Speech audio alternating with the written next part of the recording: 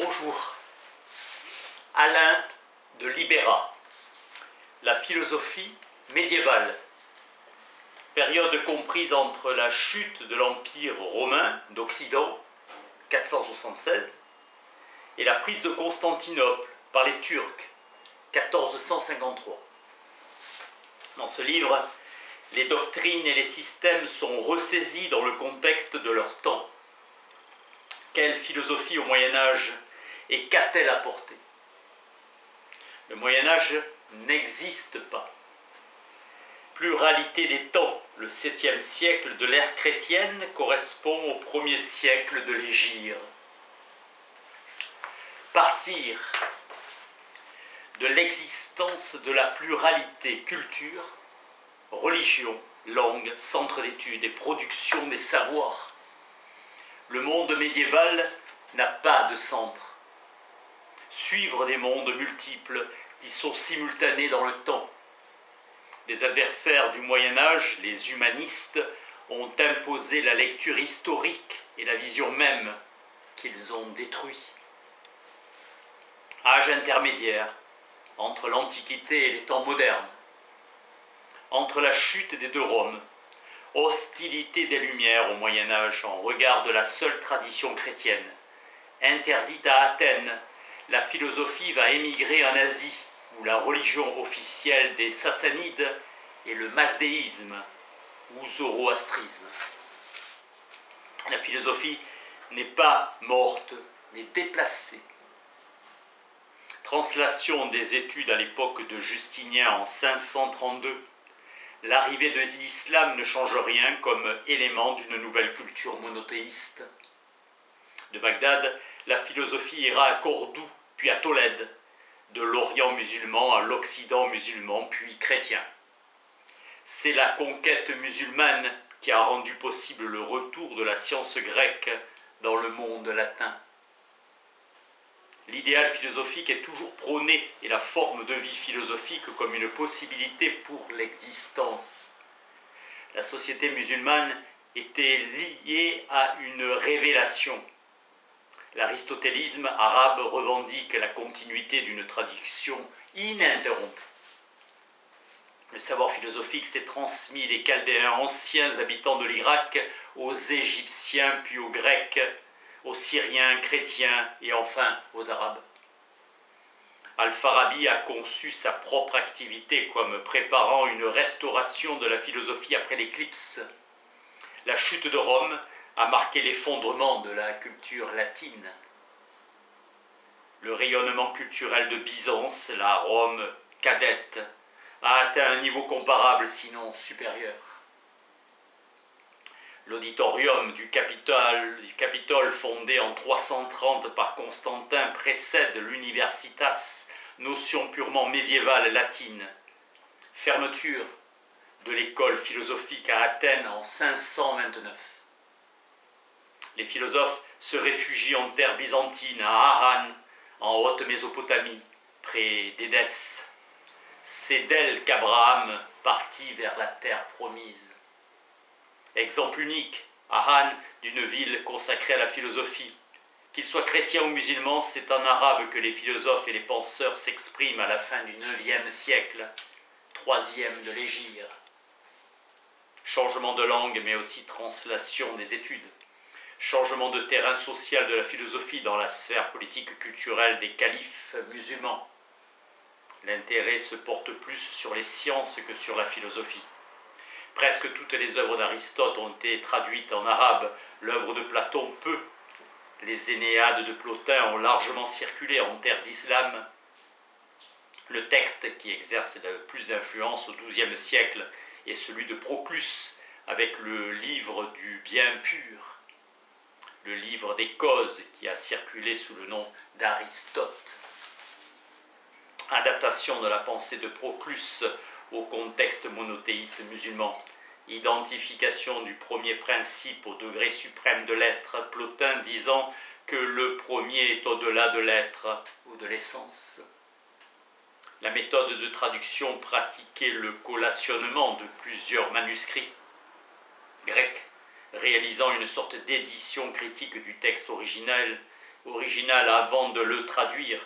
Révision en permanence des traductions, tout nouveau manuscrit grec disponible était utilisé pour corriger les versions antérieures, révisant aussi celles des autres, une haïn traduisant en gréco-syriaque.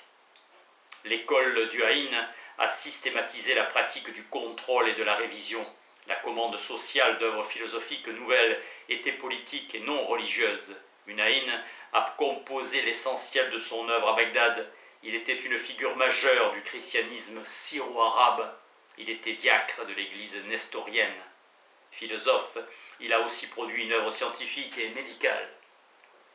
Le logicien Ibn Hadi définit la science comme une puissance ordonnée à un but grâce à une considération appropriée. Le but de la logique est de connecter les signes de manière telle que cet arrangement corresponde à la réalité. C'est la réalité, la démonstration scientifique. Résistance à l'islam, la réaction mazdéenne. Au IXe siècle, le clergé zoroastrien répond sur un plan théologique au message musulman. Efflorescence doctrinale. C'est aux musulmans qu'incombe la charge de la preuve. Dieu est l'unique créateur, il est absolument bon. Cette bonté en soi désire le bonheur des autres. Dieu veut que les hommes accèdent à la connaître de près, à le connaître de près. La philosophie préservée dans les écoles monastiques syriaques était réduite à l'aristotélisme, organon. Né au 8e siècle, le mouvement spirituel soufi fut purement ascétique. Cruauté des persécutions subies, doctrine de l'union de l'homme à Dieu. En 1055, l'arrivée au pouvoir des Turcs Selçukide met fin à l'ère abbasside. Le pouvoir réel est aux mains du sultan turc. Commencées en 1242, les invasions mongoles vont durablement modifier le paysage culturel de l'islam oriental. L'existence d'un islam occidental a commencé avec la conquête de l'Espagne sur les Visigoths entre 711 et 716. De Bagdad à Cordoue, la translation continue. À mesure que le territoire musulman se rétrécissait, la philosophie passait par une sorte d'osmose de terre d'islam en pays de chrétienté. Dans Tolède, reconquise sur les Arabes, la philosophie prend son essor. Ibn Bajjah, 1139, a joui d'une réputation de philosophe dégagé de toute foi religieuse. La figure de l'arabe libertin s'impose dans l'Occident sous les traits d'Averroès. Avec Ibn Bajjah, le problème de la vie philosophique devient un problème politique explicite. La société idéale est celle où le chef de l'État, l'imam, serait aussi philosophe au sens absolu. Homme parfait, réalisant en lui-même la perfection de l'humanité. L'imam philosophe est le parfait contemplatif, ayant atteint la perfection en intelligence et en acte. Son programme politique est individuel, il s'applique non plus au sommet de l'État, mais à la base de la société et concerne chaque homme pris isolément. C'est une vie solitaire et la méthode pour l'atteindre s'appelle le régime du solitaire, ascèse intellectuelle. S'élever de la connaissance abstractive de l'intelligence matérielle à la connaissance intuitive de l'intelligible pur et ainsi apprendre à se connaître soi-même. Béatitude entendue comme union avec l'intellect. Le rôle du sage est de se consacrer à la sagesse. Condamnation de l'égoïsme vertueux à l'Université de Paris en 1277 en réponse à la solitude philosophique. Gundens Salinus sera le traducteur de De Anima d'Avicenne. Ajout d'une faculté humaine supérieure, l'intelligentsia génératrice de sagesse, œil supérieur de l'âme. Avec Averroès, l'individu humain est constitué par l'âme sensitive individuelle. La fin du Moyen-Âge chrétien coïncide avec la fin de la philosophie dans le monde musulman. Le prophète s'adresse à tous les hommes. L'homme vraiment séparé n'est pas l'ermite au sens social, mais l'homme divin dont parle Ibn Bajjah, qui, à force d'intelliger les intellects séparés, en devient un lui-même. Au XVe siècle, l'expulsion des Juifs d'Espagne, ouverture aux Juifs de la faculté des arts de l'université de Padoue, bastion de l'avéroïsme européen. Après la prise de Rome par Alaric en 476, Augustin mettait en chantier sa cité de Dieu. Augustin voyait le monde antique se défaire, l'avenir restait au christianisme. Au Ve siècle, l'heure n'était pas à la philosophie.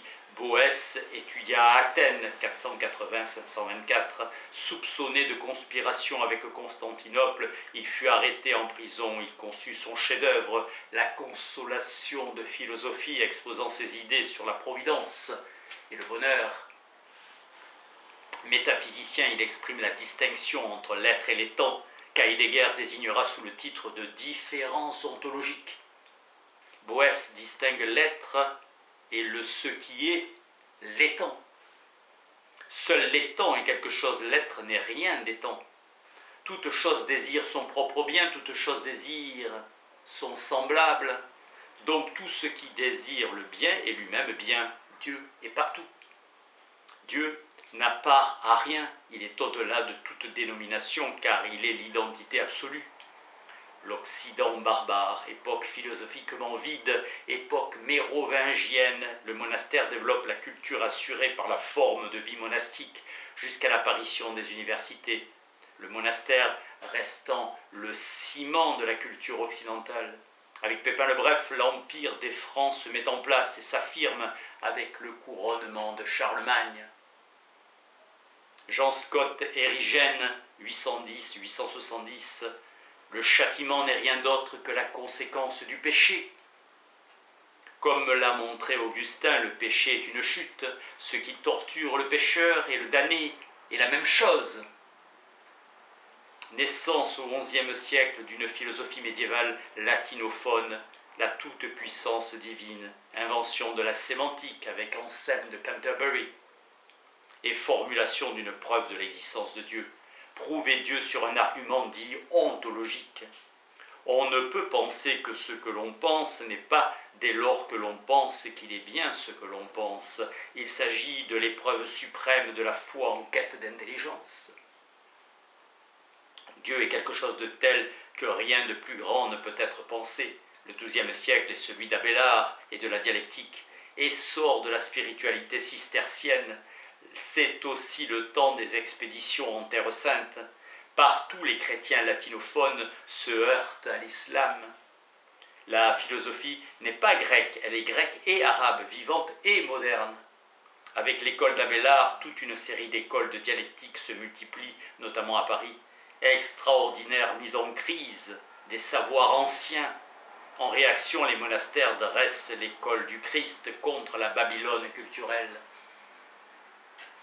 Réaction menée par Bernard de Clairvaux, qui rénove intellectuellement la vie monastique. Retour à Augustin, le maître spirituel, l'ascète qui inspire. Époque des grammairiens et attention nouvelle pour la nature. Idéal de communication et d'échange, dépassant l'idéal contemplatif d'une pensée travaillant en silence. Fréquentation des clercs déliés de la règle d'obéissance, contemplation de l'écriture contre le plaisir des arts libéraux. À Paris, fondation d'écoles spécialement consacrées à l'enseignement et à la pratique de la dialectique, installée sur la rive gauche de la Seine. Les chefs d'école sont Abélard, Gilbert de Poitiers et Adam de Balsham. Nouvelle forme d'éthique chrétienne par le contenu et dialectique par la méthode qui privilégie l'intention sur l'action. Chercher la vérité par des arguments suivant la raison et non l'opinion.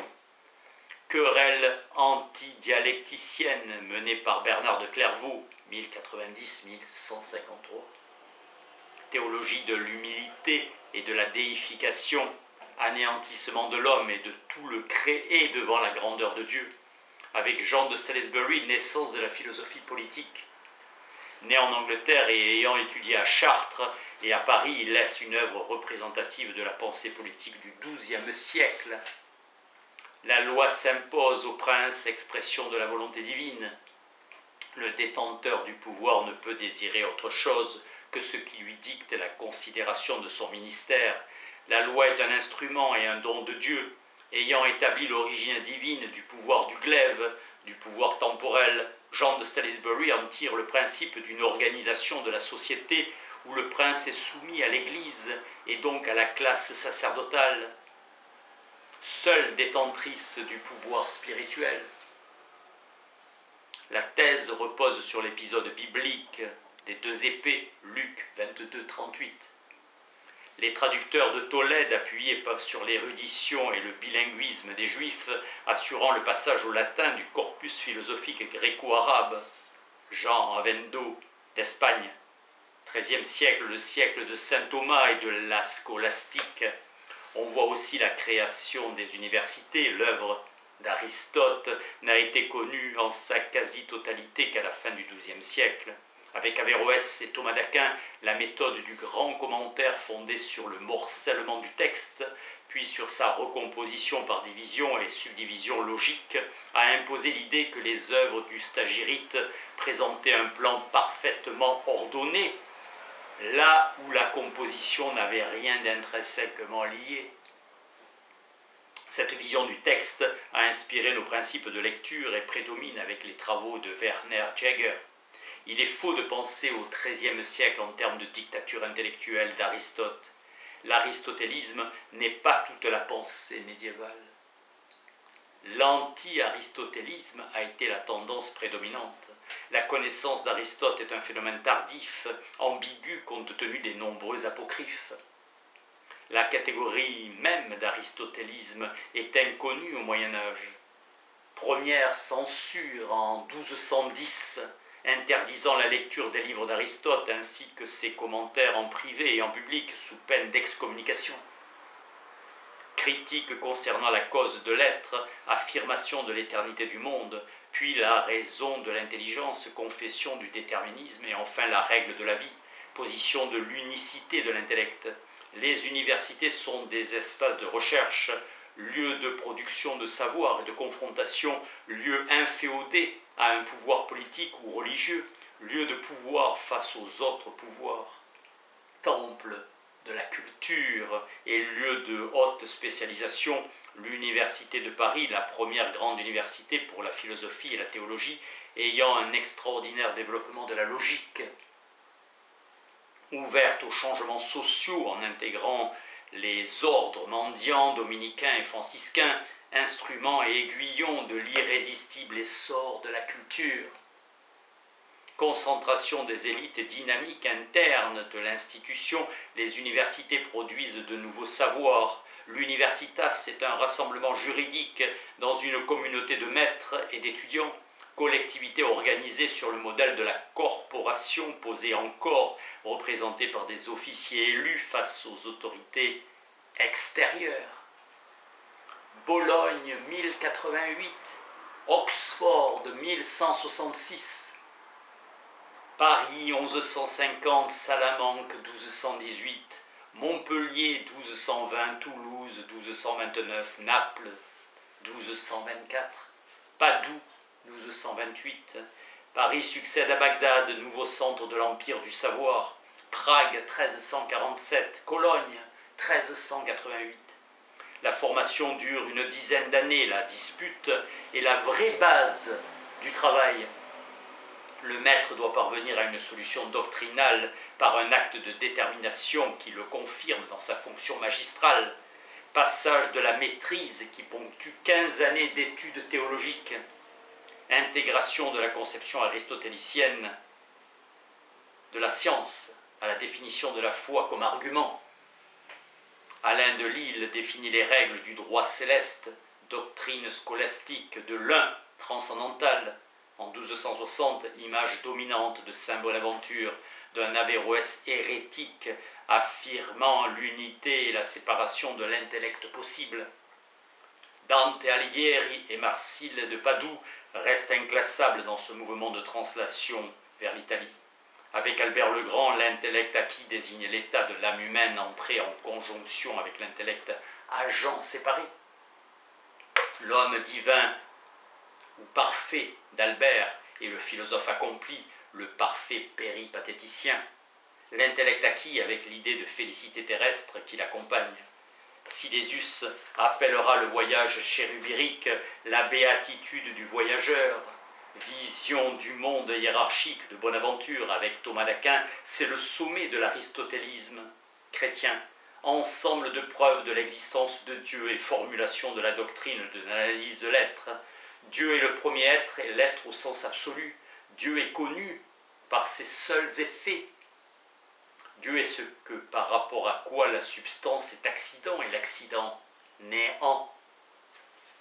Au XIVe siècle, la toute-puissance divine, l'esprit est une substance et une activité, non un fait, identifié au fond secret de l'âme. Maître Écart, 1260-1328, entreprit d'écrire en vulgaire, inventeur de la langue philosophique allemande, réintroduit la dimension de la négativité, énoncé par lequel Dieu a révélé son nom à Moïse. Ego sum qui sum, je suis celui qui suis. L'affirmation redoublée du mot être est interprétée comme une négation de la négation comprise comme affirmation maximum. L'être de Dieu se déploie spontanément sous forme trinitaire.